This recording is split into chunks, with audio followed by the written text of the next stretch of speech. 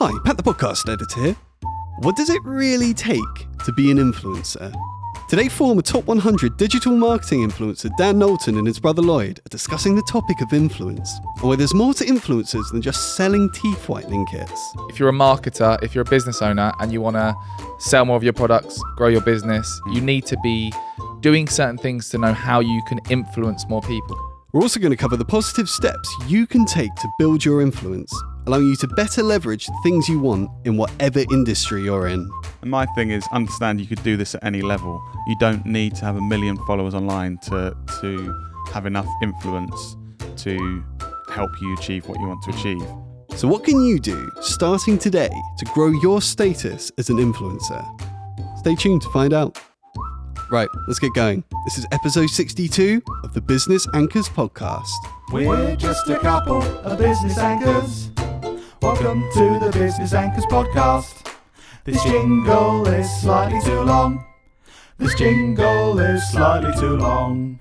Is there anything in the world more wanky than the world of influencers, Lloyd? No. There's not, is there? No. So let's leave it at that. Whee! No, I think that whenever I talk about influencers or hear the word influencers, I think it does make me feel a little bit cringe. It's weird, isn't it? You know, like if someone's job is to influence people. Makes you feel cringy. Yeah.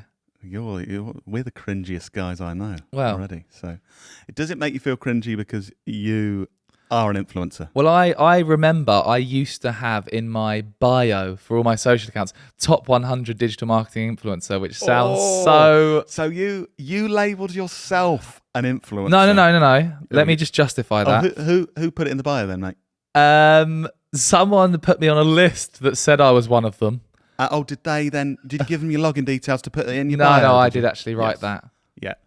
Yeah. But I tell you what though, like the way we've grown our business is through building our influence. And this is why I think is important for our listeners who don't want to be cringe. I think you ultimately, if you're trying to grow a business, if you're trying to get people to buy your products and services, you need to influence them. Yeah, and I think that's where people like Steve, the guy that runs a graphic design business with 12 employees, I think hears the word influencer. It's like, God, what am I going to do? Sell bottles off of Love Island on my Instagram? I'm not an influencer. Yeah. And I think actually there's like That's not it. That's not it. Yeah, that's what the media says influencers are, and that's all a lot of people see that aren't into that world. But actually there's a lot more to it. I think like we say with a lot of these topics we talk about, it's changing the way you think about things. Like this episode isn't about how you can grow a following and sell teeth whitening kits. This is about, if you're a marketer, if you're a business owner and you want to sell more of your products, grow your business, you need to be doing certain things to know how you can influence more people. Because ultimately, we're all trying to convince other people of our ideas. So what is an influencer? Tell me, give me a definition. Influencer. Okay. In my mind, an influencer is someone who changes someone's behavior or influences them to take a certain action.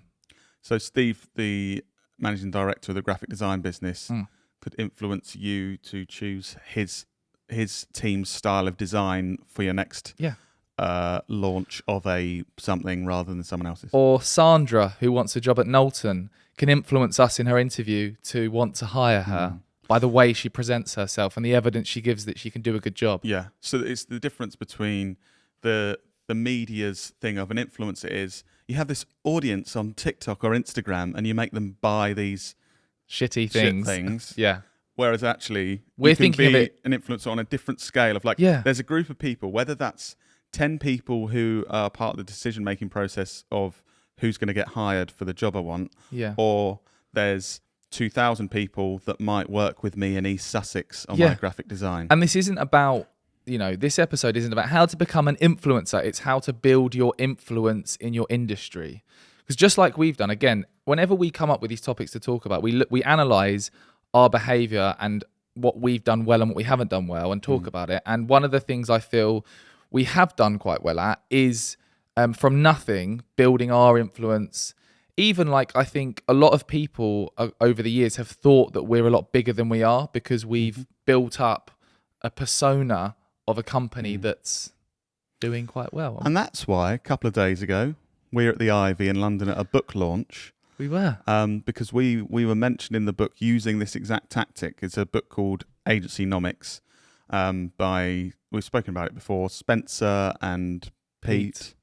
Don't use their full names because I forgot Spencer's surname. So Gallagher? Yep, Peter Hoole. Yeah, and in there they call it using fame to grow your business. And that's the thing. Fame is the word that was used in the 90s and early 2000s for this, of getting attention and then using it to benefit your business or you or other people in some way.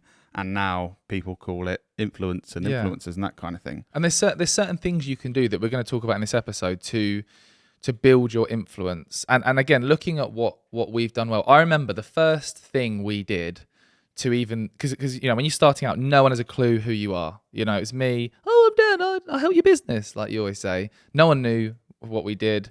But one of the first things we did was write in a well-known publication called Social Media Examiner, which is like a social media marketing publication. That was the first thing that we got known for, basically, but giving advice about social media on a credible platform. That was the first kind of notch in the belt. And I think it's really interesting because that, suddenly that was published, and for a handful of people, Dan Knowlton was influential. They thought I knew what I was talking about. This guy is writing advice and a guide for using social media to market your business. And God, if he asked me to do anything, I would say, yes, Dan Knowlton. Exactly. You are so influential. I think something really important for listeners and viewers to think about is people think you have to be an influencer or you're not an influencer. Like black and white. And I think that stops people from taking action of using this kind of strategy to help build their business or build stuff around them to be able to achieve what they want to achieve. And I think you need to be more accepting. It's just a big grey area. I have a level of influence. I have people that recognise me online and see me as an expert in certain things. Do you? Weird, right? But there is a number of people. Questionable. No, you have a bigger group of people that see you as influential. And our employees, they have a smaller audience than me of people that think they're influential. Do you see what I mean? Everyone has that, and everyone has the opportunity to grow that group of people that see them as influential in their decision making, and that can be used to benefit them in the future, their business, or benefit others, which I think is a good thing to think about as well. Not necessarily all for personal gain, but how can you help others with your influence? Yeah. So what other things, I'm trying to think back to so things like writing for Social Media Examiner. From that, actually, that was that opened the doors to then people started contacting us to be on things like their podcasts. Oh, I read your article in Social Media Examiner or Content Marketing Institute, there's another publication I wrote for. Then it's oh, can it come on our podcast and talk about that? I remember one of the first podcasts I went on, I think it's still live, and it's awful. When you first do something, you don't really know what you're talking about, and they ask questions and you just... But then I just think it's because there's different levels of all of this. Like I was saying, you on that first podcast are never going to get 1 million people going, Dan Knowlton is the best person in digital marketing. But there's going to be people that had less knowledge than you that you were able to help with advice in that podcast and stuff. Yeah. But yeah, obviously cringy looking back. Yeah. Definitely. Your hair was cringy as well. Yeah, I've done lots of stuff in my hair. Yeah. But that was another thing. And then there was speaking at events, anywhere where you can get on a platform where people listen to you and they trust what you're going to be saying. We've kind of capitalized on that over the years and really thought, where do people go to consume content where they actually think it's credible, like credible publications? So we wrote articles for them. Yeah. Well-known podcasts, events, industry events, and that kind of thing. So I have listened to this and I've realised, I don't have to flog teeth whitening kits to be an influencer, and I don't have to be a 21-year-old woman in swimwear. I can be Gary from Hampshire, selling toilet seats. What steps do you take? Like, so this is completely new, and like, oh, I haven't tried this before. What steps do you take to get into it? 1, understand who it is you're trying to influence. That's the key first step. Who are your target market, which is like marketing 101. Which you might have already done in other areas of marketing and how you already get win business or find customers already. Yeah. 2, understand who do these people already listen to? Who already influences them? What podcasts do they listen to? Whose videos do they watch? Who do they go to see speak at events? And it's probably people you're already aware of because you're probably watching them and thinking, wow, if I could do that. Yeah, exactly. And then once you understand who those people are, then it's a case of reaching out to them and trying to do some kind of collabs. Like, you know, if they've got a podcast saying, can I be a guest on your podcast? If it's an industry publication that they read all the time, you know, sending them a message and saying, I'd love to write an article for your publication. If it's a local networking group where people go to, then going there and actually, you know. I think also when you're reaching out to those people, just making sure that you are providing value to them. Because if you're just saying, can I come on your podcast? Sometimes you'll get a yes, but that's like saying, can you do me a favor? Like, I want to speak on your podcast. Yeah. I think having kind of your value proposition ready to go of like, oh, I've got a bit of a different angle on this niche thing within our industry we've had success with. I think your audience would be interested to hear about that and something that other people, you know, that is your thing that you're currently an expert in, no matter how niche and small within that industry. It's having the what's in it for them mentality. Whenever you're trying to collab with someone or do something that's going to benefit you, you need to be thinking what's in it for them so that you can then approach them with the thing that's going to give them value to help. We get hundreds of messages saying, can this person come on your podcast?